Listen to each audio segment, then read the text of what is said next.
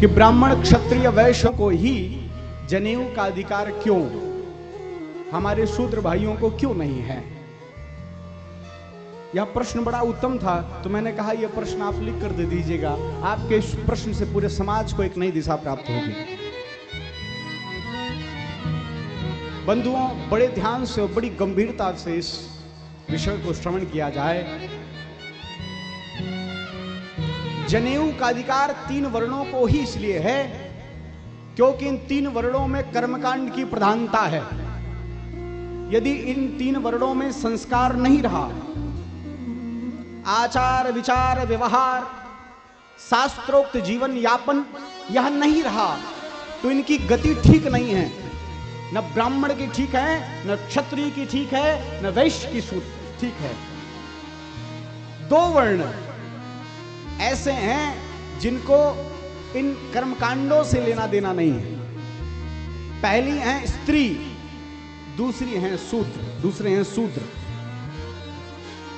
यह सेवा प्रधान, भाव प्रधान भगवान ने इतना सामर्थ्य ने दिया है कि यह केवल स्त्री अपने पति की सेवा और शूद्र अपने अग्रजों की, अग्रज कौन? वैश्य, क्षत्रिय और ब्राह्मणों की सेवा यदि करता है तो इनको अलग से कोई कर्मकांड करने की आवश्यकता नहीं है। इनकी भगवत प्राप्ति ऐसे ही सुलभ है।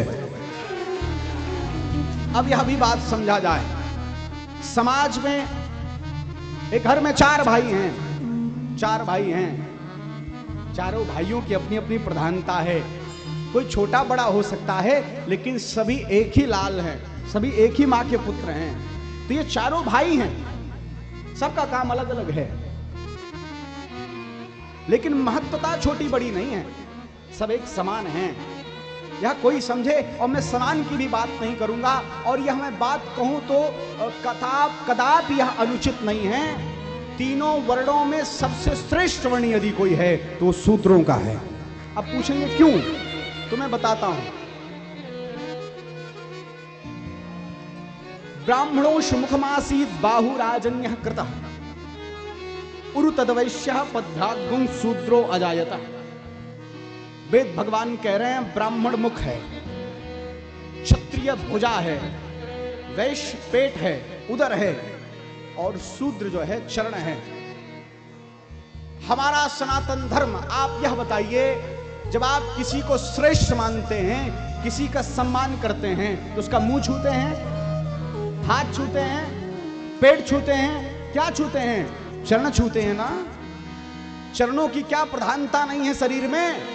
है या नहीं है?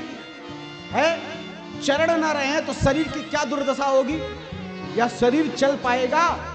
चारों वर्णों में यदि शूद्र ना हो तो तीनों वर्ण चल नहीं पाएंगे, चल नहीं पाएंगे, गति नहीं होगी। जब विराट भगवान का प्रादुर्भाव हो रहा था तो सारे देवता जाकर एक एक अंग में विराजमान हो रहे थे। कोई मुख में विराजमान हो रहा था, कोई श्वास में, कोई नेत्रों में, सब आपके पूरे शरीर में सारे देवताओं का वास है। जब भगवान नारायण की बारी आई, वो कहां विराजमान हो?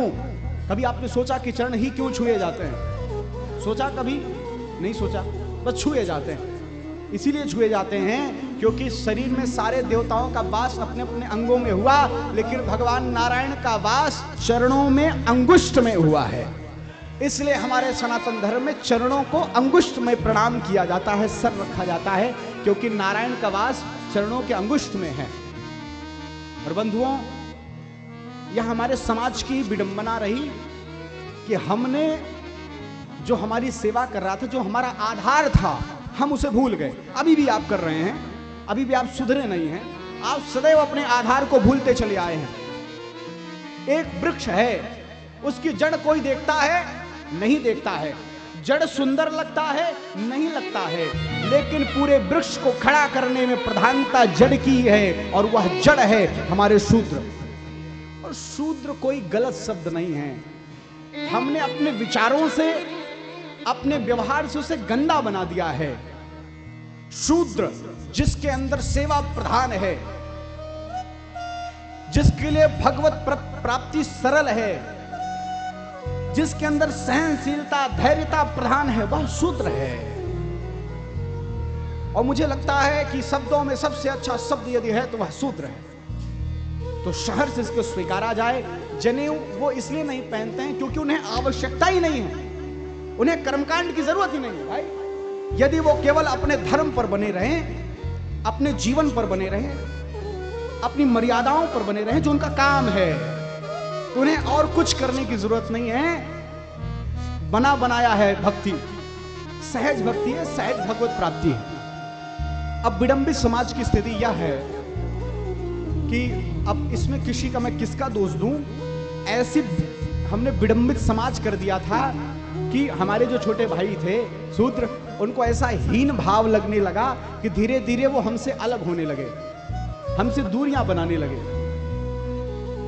और इसका परिणाम यह हुआ कि विधर्मी इसका लाभ ले रहे हैं, और वो ठीक से लाभ ले रहे हैं, आप समझ नहीं पा रहे हैं।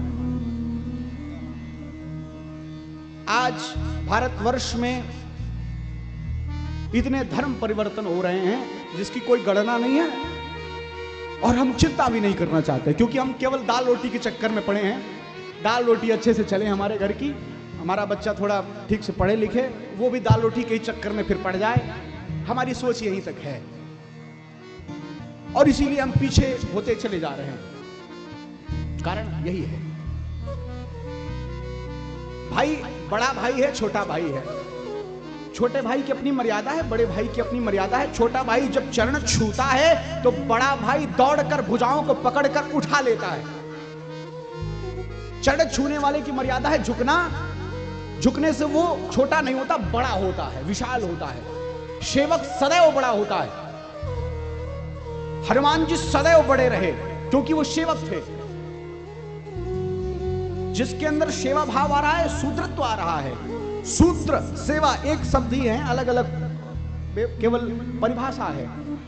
सेवा को ही शूद्र कहा गया, शूद्र को ही सेवा कहा गई। या भाव जिसके अंदर आता है वो श्रेष्ठ बन जाता है। तो हमने क्या किया, छोटा भाई बड़ा भाई था, अब छोटा भाई जैसे आकर हमारे पास में बैठा तो हमने क्या किया, छोटा होके बगल में बैठता है, नीचे बैठ। पड़ोसी ने क्या किया पता है, अरे तुम यहां आओ, हमारे बगल में बैठो। समाज का दर्पण है ये, ध्यान से समझिए। हमने यही किया। विधर्मियों ने कोई धन के लालच में, दवाई के लालच में, सुंदर कुछ सांसारिक विषय, सांसारिक वस्तुओं का लोभ दे करके गांव के गांव परिवर्तित हो रहे हैं, क्रिश्चियन बनते चले जा रहे हैं, आपको पता भी नहीं चल रहा है।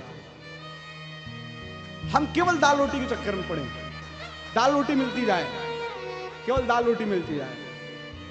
उपनयन संस्कार पर मेरे पास बहुत पिटारा है, शास्त्रों में बहुत बड़ी बड़ी बातें हैं, मैं उसमें जाना नहीं चाहूंगा। पहले आप पहली सीढ़ी तो चढ़ें, अपने अंदर वो प्रेम भाव सामंजस्य तो लाएं, तब तो ये बात संस्कारों की जाए। तो प्रयास रहे अब एकजुट हुआ जाए, एक परिवार बना जाए, थोड़ा अपने घर से भी ऊपर उठकर बात किया जाए, सोचा जाए समाज के बारे में। आप यह विचार करिए, अगर कुछ गिने चुने लोगों ने यह विचार न किया होता कि मुब्रेश्वर में राम कथा होनी चाहिए, 9 दिन होनी चाहिए, तो यह जो लाभ हम प्राप्त कर पा रहे हैं, यह मिलता कुछ लोगों की अच्छी सोच की वजह से। आज कितने लोग लाभान्वित हो रहे हैं, क्यों? क्योंकि वो अपने बिजनेस, अपने रोजमर्रा की जिंदगी से ऊपर उठकर उन्होंने कुछ सोचा, उन्होंने काम किया, और उसका परिणाम यह हुआ कि देखिए कितनी जनसंख्या अपने जीवन के उन सूत्रों को प्राप्त कर रही है जिससे जीवन बड़ा ही सुदृढ़, बहुत सुंदर, बहुत व्यवस्थित बन सकता है। इसी प्रकार ये दायित्व हम सबका बनता है कि हमारा जो परिवार बिखरा है, आपके पड़ोस में कोई हमारा भाई रहता है, तो उसको अगर कोई अभाव है तो आप आगे आकर उसकी मदद करो। नहीं तो अगर विधर्मी मदद करेंगे तो वो घर भी बदल जाएगा। मैंने, आप भी देख रहे होंगे, 10 साल पहले वो हिंदू परिवार था, 10 साल बाद वो क्रिश्चियन बन गया, मुस्लिम बन गया, कुछ और बन गया। बात समझ रहे हैं? अब अपने घर को व्यवस्थित करने की आवश्यकता है। आप एक दूसरे की मदद करो, अपनी दाल रोटी से थोड़ा आगे बढ़ो। 4 रोटी से ज्यादा खाओगे नहीं, 6 रोटी बनाओ, 2 बगल वाले को दो। अगर ऐसी आवश्यकता पड़ती है, खड़े रहो। आपको परमात्मा ने सबल बनाया है, व्यवस्थित बनाया है, तो वो किया जाए। और इतनी बातें जो मैंने की है, इसमें आपको कोई भी संशय लगे तो आप भी लिख करके भेज सकते हैं पर्चे के माध्यम। आचार्य जी आपको सूचना देंगे। मैं पूरा प्रयास करूंगा, गुरु कृपा से जो भी मुझे प्राप्त है मैं आपको परोसूं। खैर, आनंद भरी पतिलोक क्यों गई? क्योंकि अहिल्या का उद्धार अपने पति से ही हो सकता है। स्त्री सब कुछ छोड़ दे, यदि वह पति को परमेश्वर मान करके उसकी पूजा कर रही है, उसकी अर्चना कर रही है, उसके प्रति पूरी लॉयल है, ईमानदार है, तो वह परमेश्वर कहीं दूर नहीं है, आपके पति के घट में ही विराजमान है। कल्याण है और कुछ करने की जरूरत नहीं।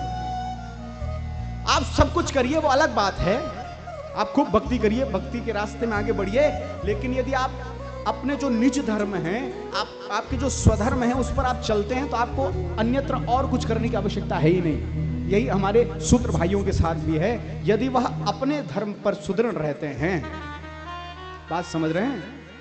ये जो पैर है, हाथ है, मुख है, नाक है, गाल है, यह पूरा अंग जब अपनी स्थिति में व्यवस्थित रहता है, तब यह शरीर सुचारू रूप से व्यवस्थित रहता है, तब इस शरीर का विकास संभव है कि नहीं?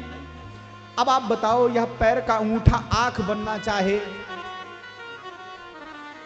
ये आंख गाल बनना चाहे, पेट हाथ बनना चाहे, हाथ पेट बनना चाहे, तो शरीर कैसा लगेगा सोच लो। जिस वर्ण व्यवस्था की पुनर्प्रतिष्ठा भगवान श्री कृष्ण करते हैं, जिस वर्ण व्यवस्था की भूरी प्रशंसा विवेकानंद जी महाराज, महात्मा गांधी जी करते हैं, उस वर्ण व्यवस्था को सुव्यवस्थित रखने पर ही समाज का विकास संभव है, अन्यथा समाज विकृत हो जाएगा। वर्ण व्यवस्था किसी इंसान के द्वारा नहीं बनाई गई है, इस भूल में मत रहना। जो आपको भड़का रहे हैं वो बेचारे खुद अज्ञानी हैं, पगलेट हैं, कुछ पढ़े लिखे नहीं है, बस इतना समझिए। वर्ण व्यवस्था की प्रतिष्ठा भगवान के द्वारा की गई है। क्यों? जिस समाज में हम रहते हैं उसको व्यवस्थित रखने के लिए। आज भी वह समाज चल रहा है उसी वर्ण व्यवस्था के आधार पर, भले आप ना मानो। भाई, ब्राह्मण कौन है? जो मैनेजमेंट करता है। मैनेजमेंट करने वाला ब्राह्मण है। पुरुषार्थ करने वाला, संघर्ष करने वाला क्षत्रिय है। पालित पोषित क्रय विक्रय करने वाला वैश्य है। और तीनों का आधार शूद्र है। तीन अपना काम करते रहे, इन तीनों पर ध्यान रखने वाला, इनकी व्यवस्थाओं को व्यवस्थित रखने वाला शूद्र है। ये जब चारों अपनी अपनी स्थिति में बने रहते हैं तो समाज का साथ, समाज का विकास होता रहता है। और अभी भी यह होता ही है। बस अंतर यह है कि या मुख पेट बन गया है, अब पेट मुख बन गया है? अनेक ब्राह्मण हैं जो वैश्य की तरफ बनिया बन गए हैं, व्यापारी बन गए हैं, और कुछ ऐसे हैं जो ब्राह्मण बन रहे हैं। ये जो लोग कह रहे हैं कि कर्म से आपकी जाति का निर्माण है, वह तो है, लेकिन इस जन्म में नहीं, अगले जन्म में है। जन्मना ब्राह्मणो ज्ञेयः संस्कारात् भवेत् द्विजः वेद पाठी भवेत् विप्रः। जब आप जन्म लेते हैं तो आप अपने पूर्व जन्मों के संस्कार से, प्रारब्ध से आपका जन्म होता है आपके वर्णों में। आपने ब्राह्मण जैसे कर्म किए इसलिए ब्राह्मण बन के आए, क्षत्रिय जैसे कर्म किए इसलिए क्षत्रिय बन के आए, वैश्य जैसे काम किए इसलिए वैश्य बनकर आए। आप अपने जाति, अपने वर्ण व्यवस्था में व्यवस्थित रहिए। भटकावे में आने की जरूरत नहीं है, बहकावे में आने की जरूरत नहीं है। उसमें आप अलग स्थिति को प्राप्त हो सकते हैं, लेकिन आप जब रास्ता बदलेंगे तो फिर थोड़ी सी परेशानियां आएंगी, और आप सब उसके शुद्धिजन हैं, आप देख रहे होंगे।